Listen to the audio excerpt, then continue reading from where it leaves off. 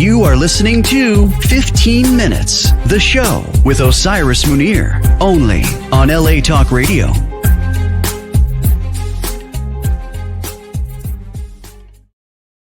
Hey, kindreds out there, what's happening? It's Thursday. It's my birthday today for all of you out there that know me and love me. Mwah, mwah, mwah. Thank you for all the hugs, kisses from afar. I mean, people show up, even to say, I thought of you. You know, I remember when you did this and did that. So proud of you. So I want to thank all of you from the bottom of my heart, and those special people. You know what you mean to me, and I thank you personally. Today, let's first of all say thank you to our sponsor, Kevin Pike, Coldwell Banker. Kevin is a senior real estate and probate specialist for Coldwell. You can reach him at his wonderful knowledge at 818-571-1508. He is very knowledgeable about every aspect of real estate and will be more than happy to help you. And now let's dive into the show today. Today, I have a very special guest. But first of all, before we go into that, I want to just put a little thing out there. I watched this show called Drama Box. You have to download the app, and it turned out that it cost like $149 some dollars after they said it was free. But what I found interesting was the little clips they were showing. They were no longer than a minute or two, I think, and each one was more enticing than the next. So they had the thing about people assuming things, and they don't really know people and know where people are coming from without talking to them. But really quickly, they had it was called The Wedding. It was a show about a woman who is mistakenly considered to be a mistress for a woman who's about to get married. She's on her way to visit her brother and attend the wedding. The bride-to-be mistakes her for a whore, is what she called the woman.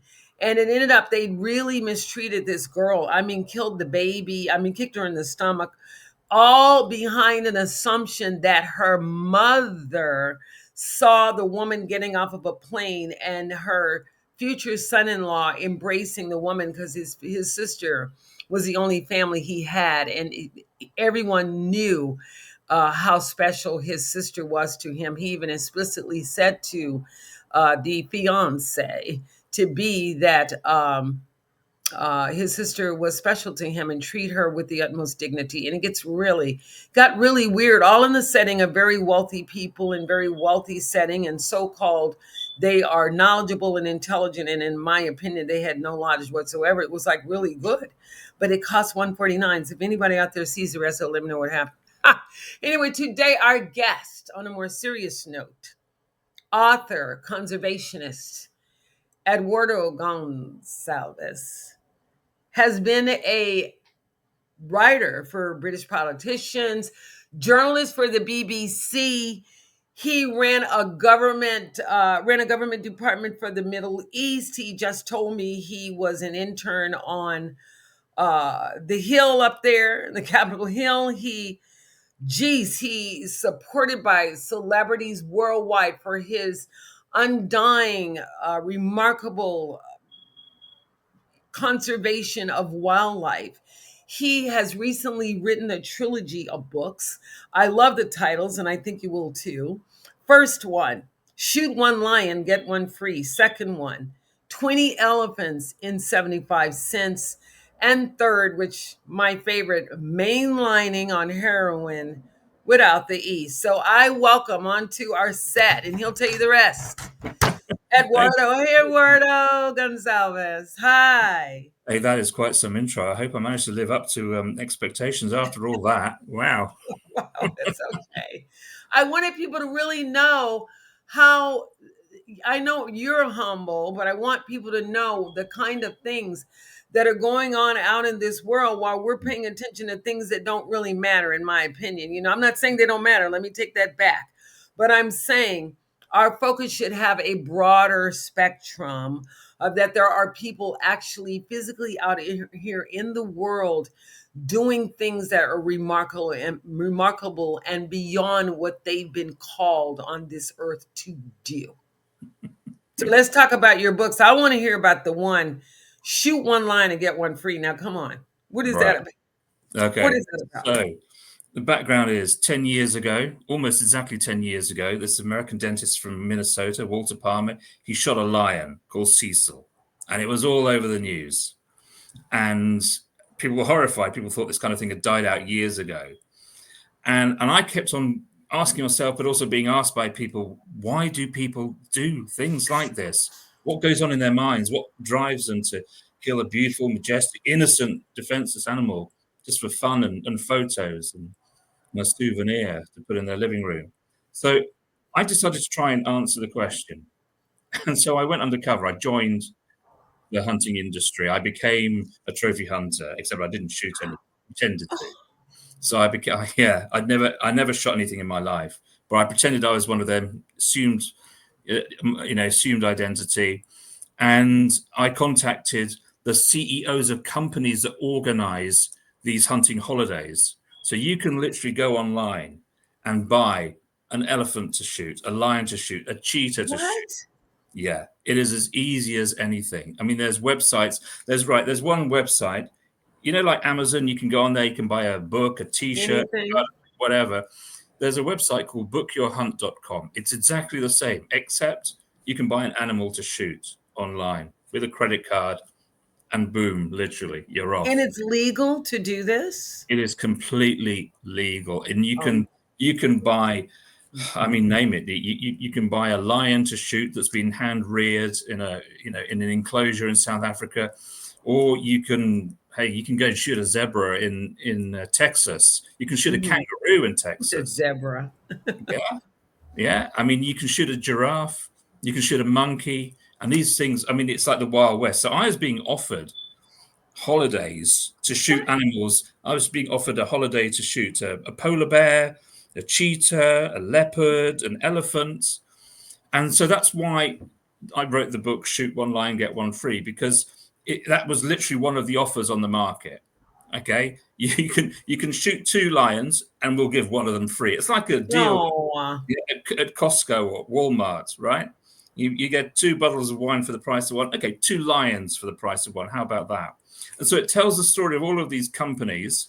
And I spoke to their CEOs, and then I asked them to give me the contact details of some of their customers who would give a great review. And they gave me the contact details. I got in touch with the hunters themselves. And they told me all about how much fun it was. And they sent me photos of themselves. And one woman, in fact, she sent this video that she had made. So she had this professional videographer.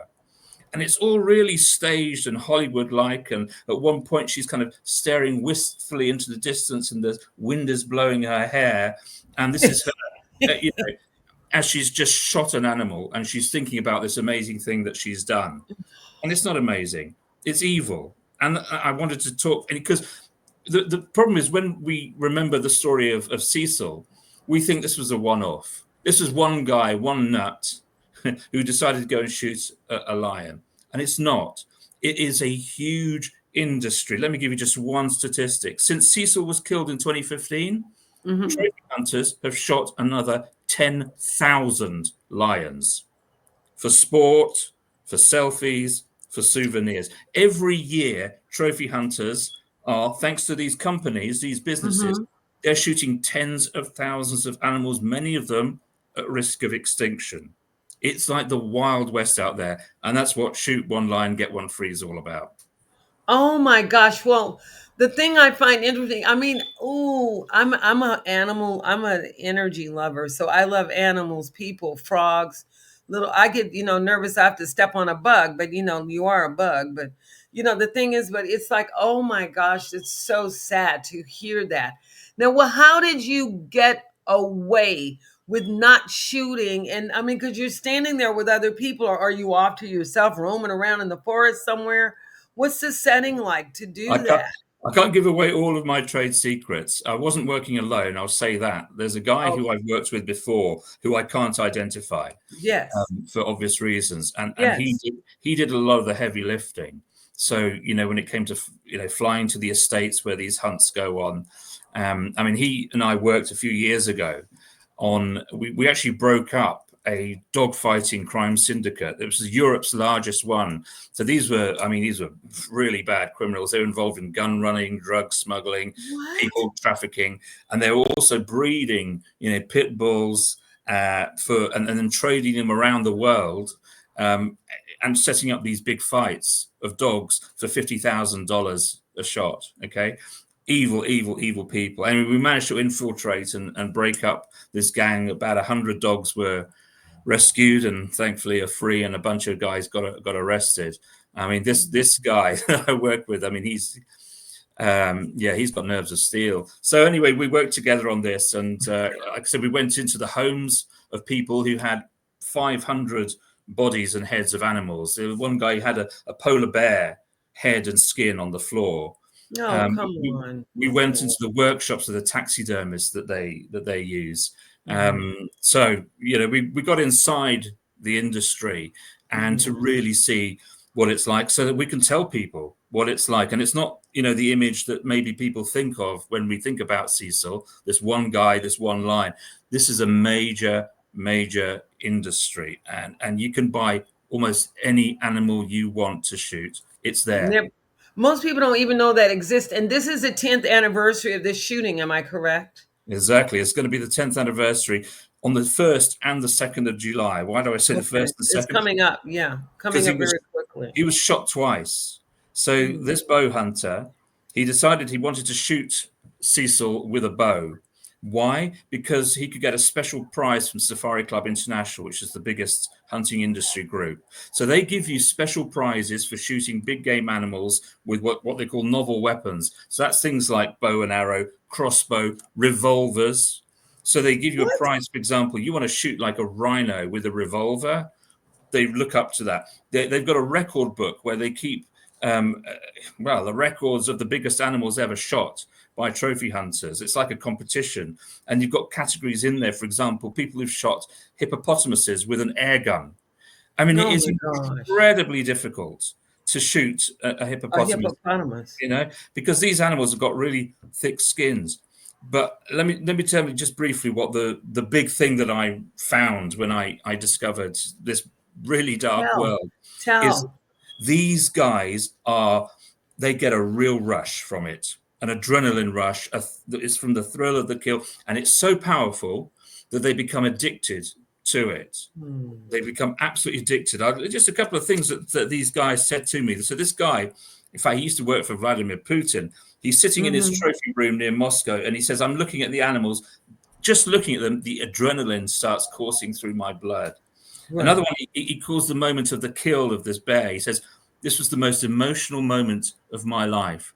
There's a guy that's in one of my books. He's shot 5,000 elephants and a whole load more animals. And he talks about the exhilaration of shooting elephants. I mean, it just goes on and on and on. These people, literally, they are sick, and they're killing animals by the thousands. Now, you also, before I forget, you guys out there, his books are all, the forewords are by Priscilla Presley, Jane Goodall, and Schulman. So they are the best, cream of the cream, and these people support. It makes me feel better about Hollywood instead of hearing all the dark side of Hollywood. Everybody wants to jump on the band because it's dark, you know. But on the brighter side of Hollywood, there are those that support, life, the life of animals, life of people. What's to say people can't go out and start shooting people like that? Oh, yeah. Let's get a website and we'll pay people to just gun down somebody just for the thrill of it, you know. I mean, where are the protective laws and all these things? If they can do it to an animal, what prevents them from doing it to regular people? Well, you know, it's interesting you say that. The FBI has been doing research on this, about the link between animal cruelty and violent crime towards people. In fact, there have been case studies of people who are both serial killers of people and serial killers of animals. So there's one case in New York some years ago, a guy who was a trophy hunter, but he would also kidnap women in the same way. He'd strip them naked, put them in the trunk of his car, drive out into the forest in the middle of the night, okay? And then he'd open out the trunk, get the woman out, untie and say, right, run. And give her like a few minutes start. And shoot her in the back. Yeah, and then he'd stalk her down, hunt her down like he would an animal. And, a lot of serial killers, they would literally take trophies of their victims, ears or whatever, even some trinkets. and it was Much part like of Silence of the Lambs, like Silence of the exactly. Lambs. Yeah, That's what Silence of the Lambs is about. I found it an intriguing movie. To be honest with you, I love those kind of movies where they have, because I like to understand what the hell is going on in someone's mind to be doing all this kind of stuff on a regular day. I wake up in the morning, I'm thinking about how to shoot somebody or how to go out.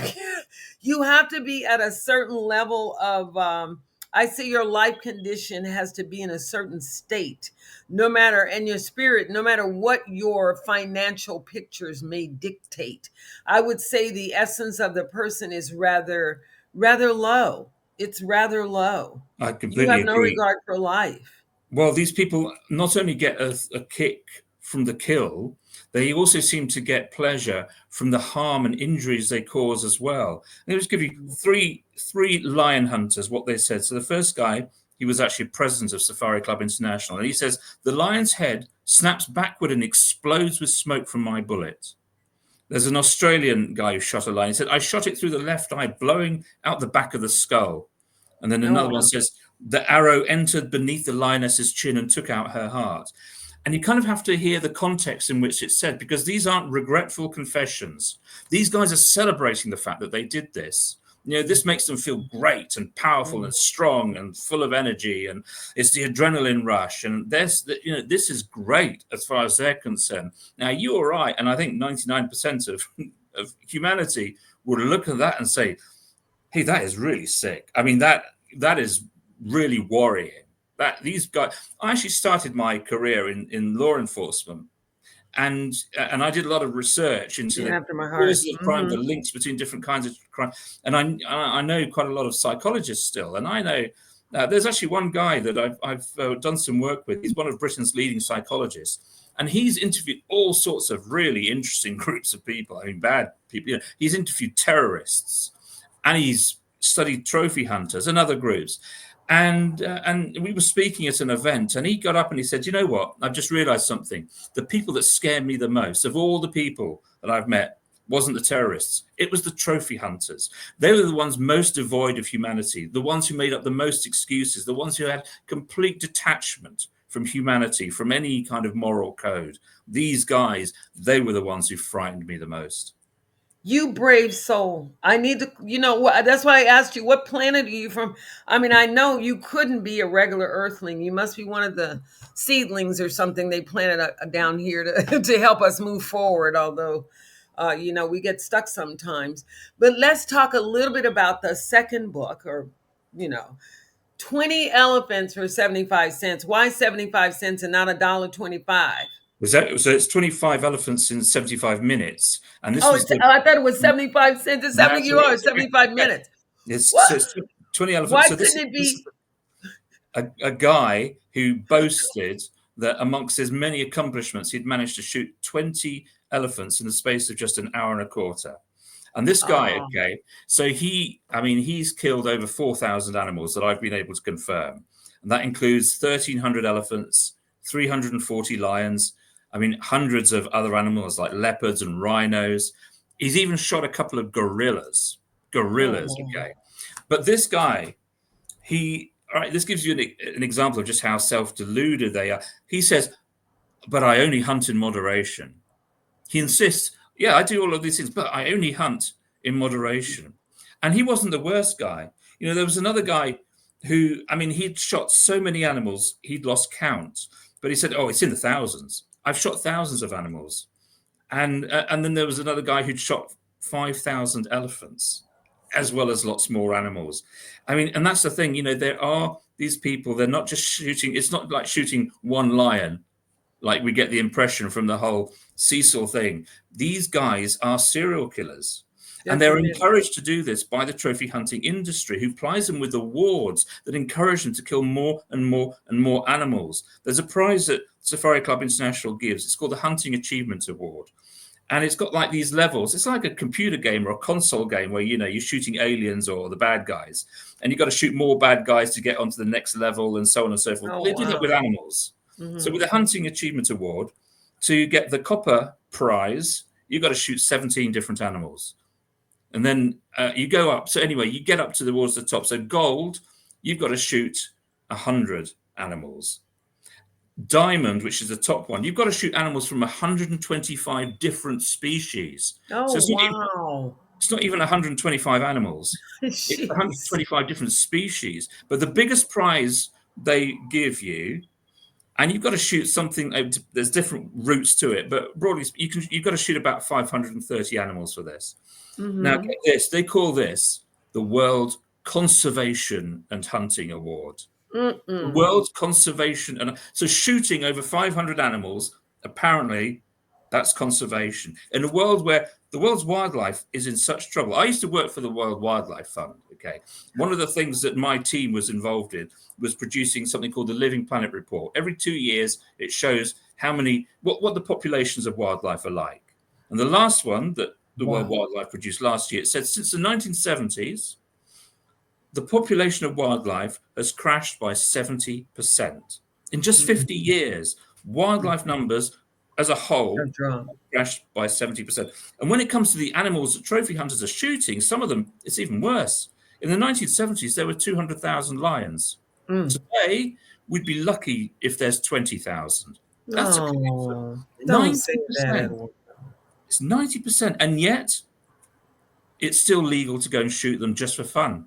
Just for fun. Just for kids. Where is the protection? Aren't there laws embedded within those laws that protect those kinds of situations? Or where are the protective laws? You'd think there would be, wouldn't you? But here's the thing. So there's an international law called CITES, the Convention on International Trade in Endangered Species.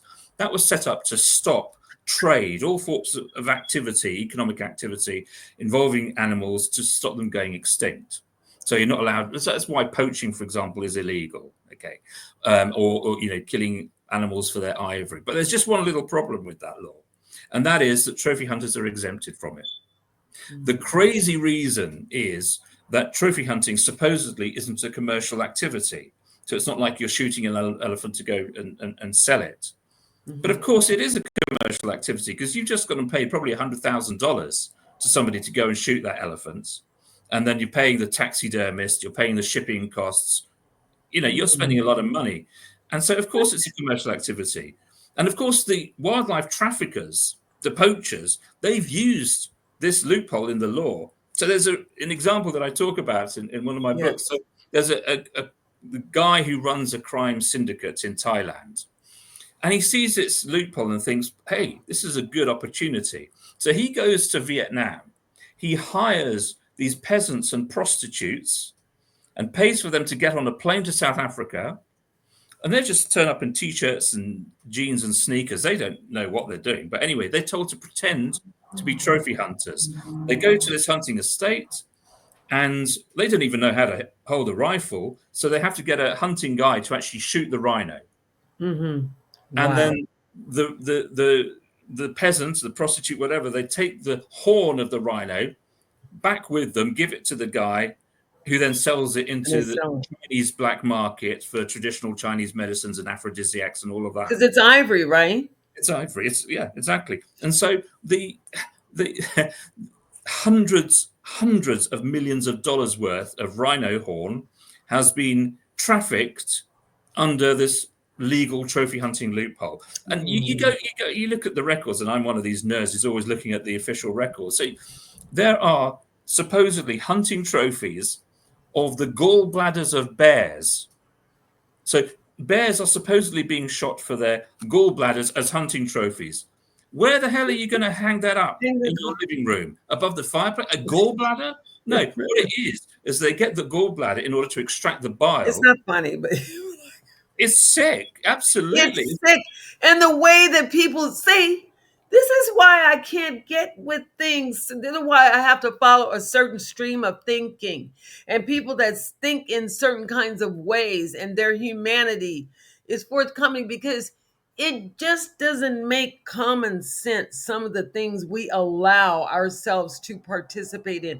All for the sake because we're human and we have free will. Oh, I've got free will, so I'm just going to use my most lamest part of my brain to go out and shoot an elephant, or, kill all these thousands of rhinos for something that you're not going to live long enough to even eat half of the money that you spent or whatever you're doing, and you're going to be top soil one day. It makes no sense at all. It's mind-boggling to me. I don't know how you've done it.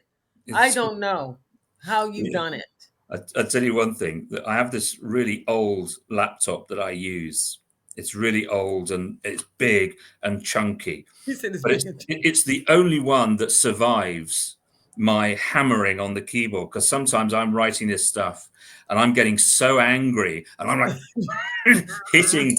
There's a few times this laptop has come within seconds of being thrown out of the window because I get so mad at some of the things that I see, or when I'm listening to transcripts of conversations or whatever it is. And it makes me, because we're living in the age of madness. This is the It's age crazy. of insanity. We are knowingly pushing creatures to the brink of extinction, and we know how to stop it. And we're knowingly inflicting cruelty and harm on animals just because a tiny handful of people have designated the right to themselves that it's fun. And we And I are love the human race if that's the way we we've behave. got to do it. Well, we're moving into an age, I'm told, that is an age of more humanitarianism. So more and more people are waking up to that these things, because I had never heard of this, because you know why? I don't have a gazillion dollars to go out and do trophy hunting or find people to do trophy hunting or whatever. So most people, other than through a show like this or a platform, would find out about these things and go, what?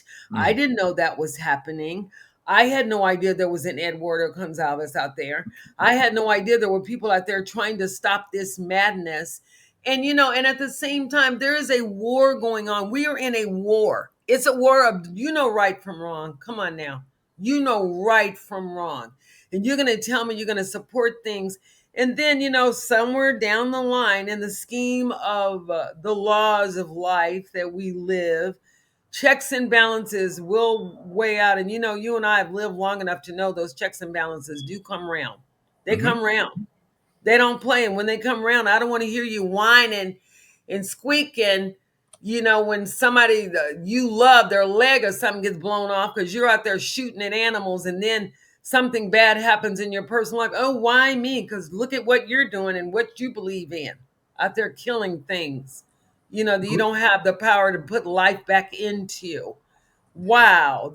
We should be ashamed that we allow these things. Well, you kind of hit the nail on the head, because most people don't know about it.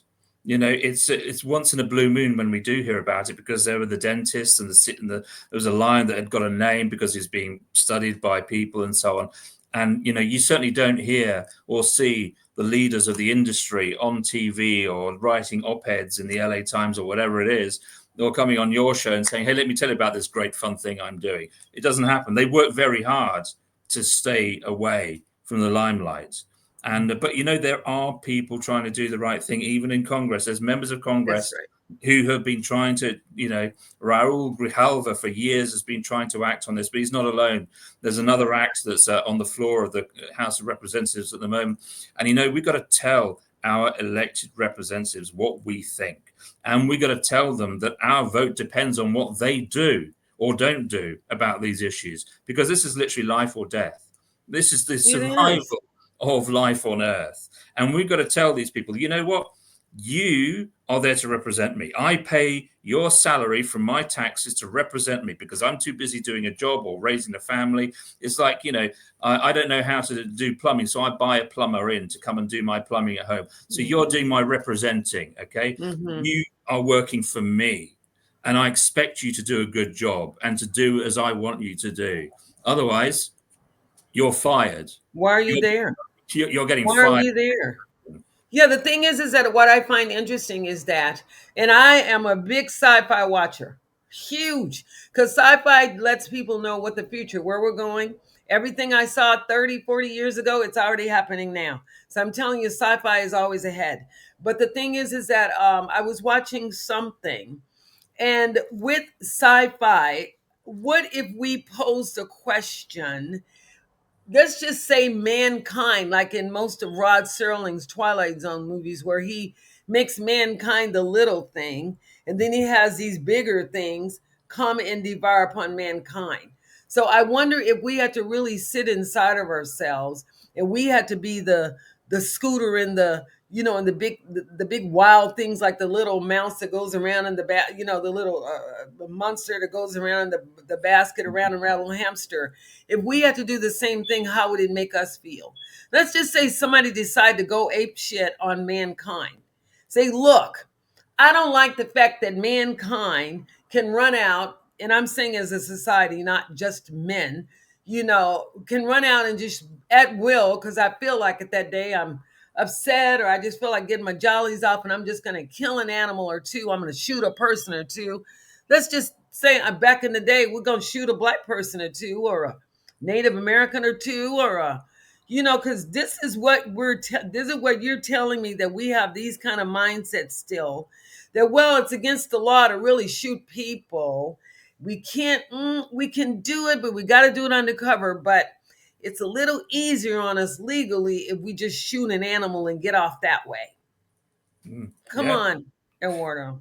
Hey, listen, I reckon that if aliens were to visit us and look at what we are doing, they would say, these guys are crazy. Let's get out of here. Let's not mess with these guys. I mean, these people are beyond salvation. But I also have some hope that attitudes are changing. And I got some positive evidence of this. So in the US, even a country where, gun ownership and hunting is kind of a bigger part of the culture than it is maybe in other parts of the world, 80 to 90% of people in the US disapprove of trophy hunting of big game animals. They say they believe it. And even people who, for example, maybe hunt a deer and they have the venison and they eat it and whatever, but they draw the line when it comes to shooting lions and elephants. So there is some recognition that, this is just plain wrong. And society changes, as we know, over time. And the numbers of animals that trophy hunters are shooting is going down. It's not just the pandemic. If you look at the trend between now and 10 years ago, American trophy hunters are shooting half as many animals as they did just a decade ago. Well, good. And that's a level that's replicated pretty much around the world. So there are signs of hope. But so, trophy hunting is a dying industry, as well as being a killing industry. It's a dying industry. But, our job on this earth is to help push it over the cliff as fast as possible. Because, some of these wildlife species, they don't have long left. There's 6,500 cheetahs left on this planet. That's it.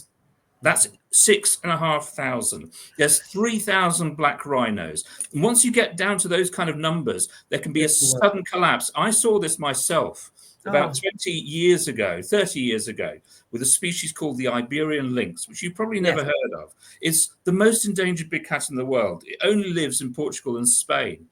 And numbers had been sort of around about 1,200, then maybe 600. And then suddenly there were 90. Just 90 animals left, of which only 28 were breeding age females, and there was none in captivity, so you couldn't start a breeding program. Wow. We nearly lost the first big cat on planet Earth since the saber-toothed tiger disappeared in prehistoric times. We came that close to it, 25 years to it. Fortunately, we managed to persuade the authorities to get up off their asses, right?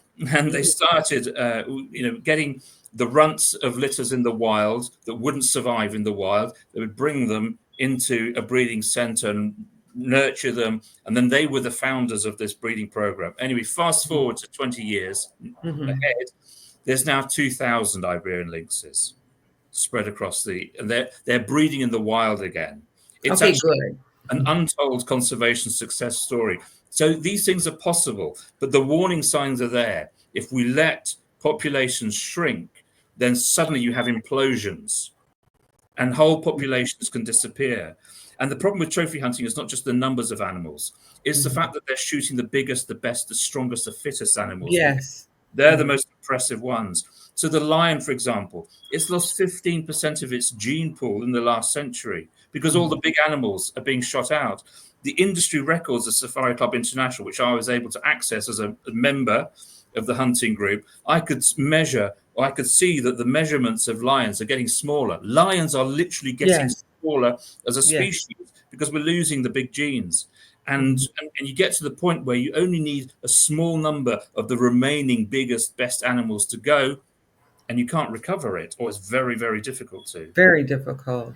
Eduardo, let's take a station break. Let's announce our sponsor again. Kevin Pike, Coldwell Banker, 818-571-1508. He is a probate real estate specialist in every little thing you need to know about property, inside and out. He knows it. 818-571-1508. Kevin Pike, Coldwell Banker. And now back to Eduardo Goncalves. Hey, Eduardo. Eduardo, let's talk a little bit about, now I want you guys to know, before you go, I need to clone about 5 of you, and I really do need to know what planet you came from, okay? But but anyway, Eduardo, just so you know, he, after giving his son, his 9-year-old son, one of his kidneys, went on to win gold at the British Transplant Games. He started an organization, international organization, to stop trophy hunters from hunting wildlife. That's pending. And then I want to talk a little bit more about his third book, which he calls Mainlining on Heroin, and that's heroin without the E. Can you get into that? The 9-year-old son, the one kidney you went on to accomplish and becoming a gold winner at the British Transplant Games. I never even heard of the British Transplant Games. I didn't even know they had a transplant game. You know, there's a World Transplant Games as well. I did not know that. And, yeah, so people, and it's for people both who've received transplants, but also people who are donors, so living donors, and obviously that's almost always kidney donors. There are some liver donors as well. I mean, gosh, where to begin? Well, look, let me tell you this. As a parent, there's one thing that's the worst thing in the world, which is when you have a kid who is sick and when you can't do anything about it, and that feeling of helplessness, that's the worst feeling in the world. But I was really fortunate because I was in a position to help my son. Yes. And which parent would not jump at that? Okay. I mean, look, I mean, I'm not going to tell his story. It's for him to tell. But all I'll say is he spent best part of a year in a children's hospital in London, the best one. He'd had 11 emergency operations. He had every complication. Thankfully, I was fit and well. And to be a living donor, you have to go through all of these medical tests, also psychological tests. Make sure you're healthy, yeah. And exactly. And I was fortunate that I had nothing wrong with me, that I was a compatible donor. And, and he's just turned 21, and which is amazing. And I'm just so thankful that I was able to do that. He won gold at the British Transplant Games as well, by the way. It wasn't just me. Oh, wow. I didn't even know that. Yeah. Wow, that's wonderful. Yeah, in different events. And I mean, it was a difficult time, but he then tried to use that in a positive way. So he decided, because when he was in hospital, he came across a whole lot of kids who were in an even worse off situation as far as he saw it. So there was one girl, for example, about his age. She'd had a kidney transplant from her father. It had failed. It had been rejected. She had another kidney transplant from her mother. That failed and was rejected. Wow. So this poor little girl, she was on a dialysis machine, and she'd been on a dialysis machine for a couple of years. And it was like there was no hope. There was no spark in her. And I know that really touched him. So he decided, we need to do something. He's worse than me, by the way. He's worse than me. So he decided to start writing to all of the politicians in Britain and saying, have you got an organ donor card? You know, these cards that you get where you basically sign up and show, you carry it around in your wallet, whatever, to show if something happens to you, you consent to organs being donated. He started writing to the Prime Minister and the members of the cabinet and the leaders of parties. He actually got a letter back from the Prime Minister. And so all of these members of Parliament were saying, yeah, this is a really big issue. He got invited to speak in the Houses of Parliament about his experience. And basically he was saying, look, there needs to be a change in the law, because at the moment you have to opt in to be an organ donor. Why don't we have an opt-out law where you say, actually, for whatever reason, I just don't want my organs to be used, but the assumption is otherwise you've given your consent. And that law has actually now been implemented in Britain. Anyway, so I remember, well, because he asked my help to write his speech, but it was his speech. And he, addressed this room full of members of parliament, British, you got to imagine these guys are all in their suit and tie and grey and whatever.